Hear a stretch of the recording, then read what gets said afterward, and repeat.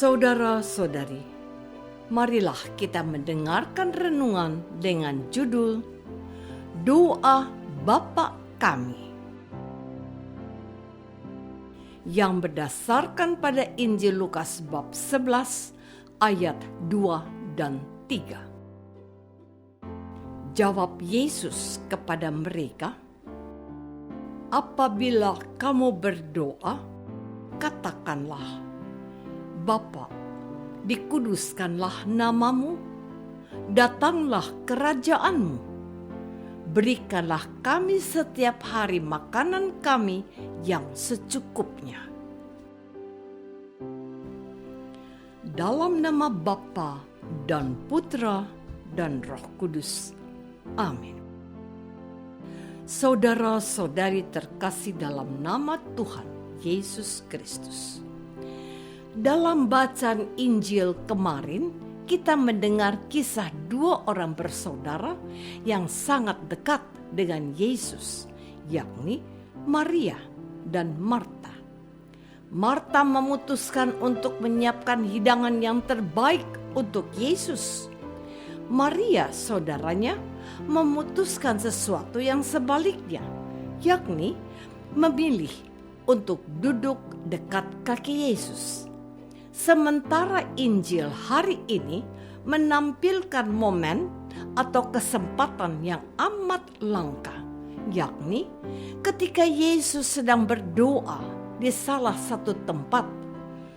Ketika Yesus berhenti berdoa, berkatalah seorang dari murid-muridnya kepada Yesus, "Tuhan, ajarlah kami berdoa sama seperti yang diajarkan Yohanes kepada murid-muridnya."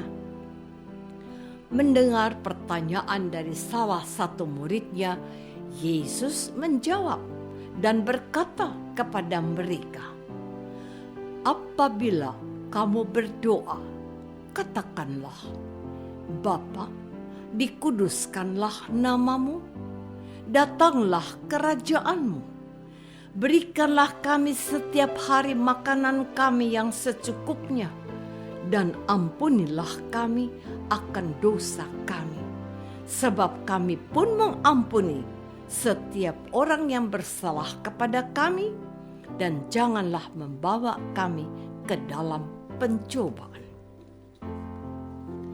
Saudara-saudari terkasih, teks Injil yang dibacakan pada hari ini sesungguhnya berisi tentang doa Bapa Kami yang sudah sangat kita hafal. Bahkan anak kecil sudah bisa berdoa Bapa Kami dengan sangat fasih dan lancar. Dan kita semua tentu mengetahui bagaimana kedudukan doa Bapa Kami dalam gereja Katolik yang sangat istimewa dan sentral. Doa Bapa Kami termasuk salah satu doa pokok. Doa yang diajarkan oleh Tuhan Yesus sendiri dan tertulis dengan sangat jelas dalam ketiga Injil, yakni Injil Matius, Markus, dan Lukas. Dalam liturgi resmi seperti perayaan Ekaristi dan perayaan sakramen-sakramen yang lain, doa Bapa Kami mendapat tempat yang istimewa. Dari segi isinya, doa Bapa Kami ini terdiri dari dua bagian penting. Bagian pertama terpusat pada Allah. Yang sangat menarik bagi kita adalah awal atau permulaan dari doa Bapa Kami, di mana kita diajak menyebut Allah sebagai Bapa. Hal ini menjadi sebuah tanda bahwa Allah itu dekat. Dengan menyebut Allah sebagai Bapa, Yesus juga menyadarkan kita bahwa sebagai Bapa, Allah pasti mengabulkan doa kita. Saudara-saudari terkasih, Allah Bapa yang Yesus ajarkan berada di surga dan bukan di dunia. Tetapi walaupun berada di surga, kuasa dan kebaikan Allah dapat dirasakan dan dialami semua manusia di bumi dalam setiap kesempatan, khususnya pada waktu manusia memanggil atau berbicara dengan Allah lewat doa. Maka kalau kita berdoa kepada Bapa, tidak perlu keras-keras atau teriak-teriak. Bahkan doa dari dalam hati kita yang tidak sempat terucap sekalipun sudah diketahui Allah.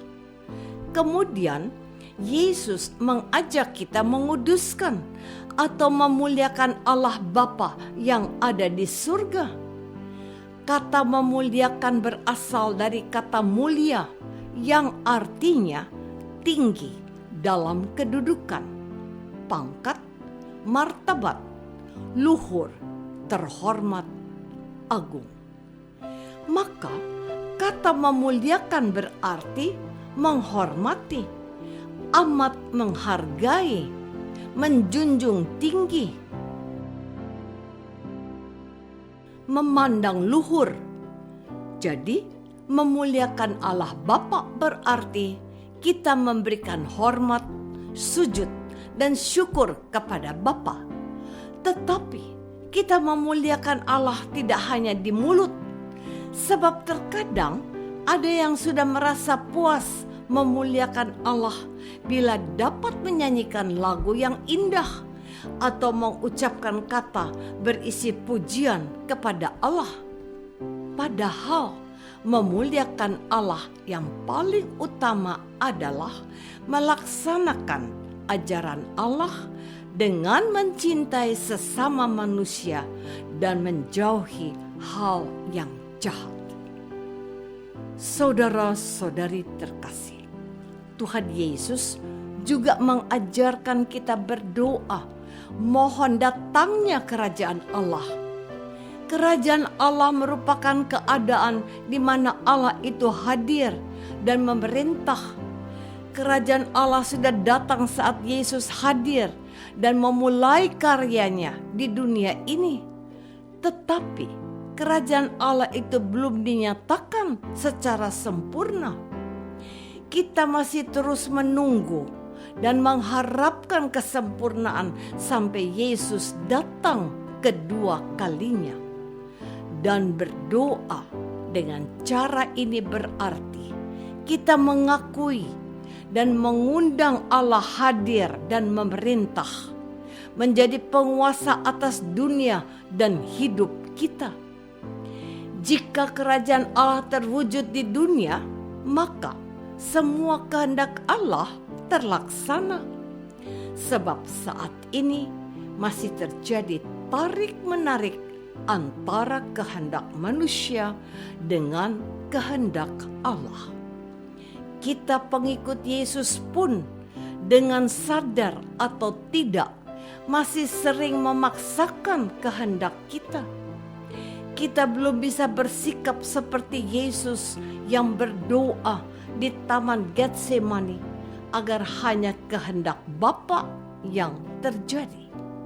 Sementara bagian kedua doa Bapa kami berkaitan dengan hidup manusia. Manusia butuh rejeki, belajar mengampuni, dan dijauhkan dari yang jahat. Apakah selama ini kita sudah berusaha memahami doa Bapa kami dan mengamalkan doa Bapa kami dalam kehidupan kita sehari-hari? Marilah kita berdoa. Tuhan Yesus Kristus, Engkau mengajarkan kami menyebut Allah sebagai Bapa yang sangat dekat, yang pasti akan mengabulkan doa-doa kami, asalkan kami pun berusaha hidup sesuai ajaran-Mu. Bantulah kami umat-Mu untuk memuliakan-Mu, tidak hanya di bibir, tetapi juga lewat perbuatan kami. Doa ini kami persembahkan dalam nama Yesus, Tuhan dan pengantara kami. Amin. Semoga kita semua selalu dinaungi dan dibimbing oleh berkat Allah yang Maha Kuasa, Bapa dan Putra dan Roh Kudus. Amin.